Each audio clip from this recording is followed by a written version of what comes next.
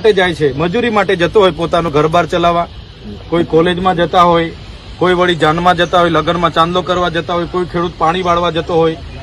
તો આ નર્મદા જિલ્લો ગ્રામ્ય વિસ્તાર હોવા છતાં ઘણી જગ્યાએ ચેકપોસ્ટો બનાવીને નર્મદા પોલીસ દ્વારા એને દંડ ફટકારવામાં આવે. આપણે કે કોઈ પીધેલો હોય, હેલ્મેટ નહીં પહેરે, એને દંડ આપો, અમને કોઈ વાંધો નથી.